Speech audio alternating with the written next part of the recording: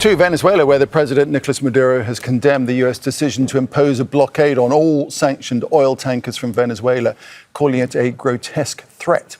President Donald Trump's order marks a sharp escalation in his administration's campaign against Maduro. Last week, the US seized a tanker off Venezuela's coast. Washington has increased its military presence in the Pacific and in the Caribbean as part of a crackdown on drug smuggling. The US is the second largest buyer of Venezuelan crude oil after China. Maduro accuses Trump of trying to take over the country's resources. Le decimos al pueblo de Estados Unidos nuestra verdad. We tell the people of the United States our truth, and it is very clear. Imperialism and the Nazi fascist right wing want to colonize Venezuela to take our wealth: oil, gas, gold, iron, aluminum, and other minerals. We have sworn to defend our homeland, and in Venezuela, peace will prevail, along with stability and shared happiness for our people. Rosiland Jordan wraps up developments from Washington, D.C. now. Well, obviously, the Trump administration's pressure campaign on the government of President Nicolas Maduro continues. The U.S. has, as you noted, boarded a tanker in the past week. The Venezuelan government has now complained to the UN Security Council about what it says was a violation of Venezuelan sovereignty, given that this vessel was part of the Venezuelan oil ministry. This is a case where a couple of dozen or so oil tankers apparently are on a sanctions list, and theoretically, the U.S. is threatening to impound them and prevent them from traveling from one port to another, but that's not spelled out in this Trump posting on his personal social media platform.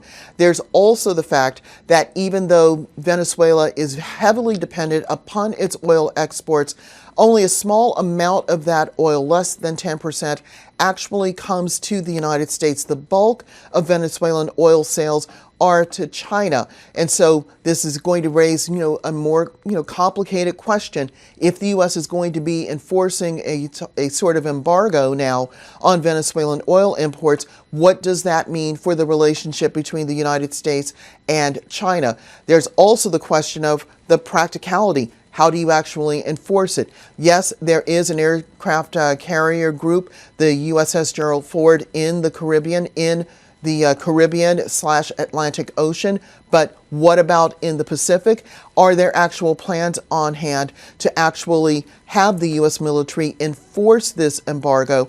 We don't know. And then there's the final point that was brought up in this very lengthy post by the U.S. president, declaring the Venezuelan regime, in quotes, a foreign terrorist organization. Usually that kind of designation in the United States, which comes with a lot of travel sanctions and asset impoundments and other legal maneuvers, usually comes after a lengthy government review of whether there should be basically a freeze on all of these activities in the United States by a foreign organization or government. We don't know that that has happened in the case of the Maduro government, but there it is on Truth Social. Don't miss out. Get the full picture. Subscribe to Al Jazeera for reliable news and expert insights. Like, share, stay ahead.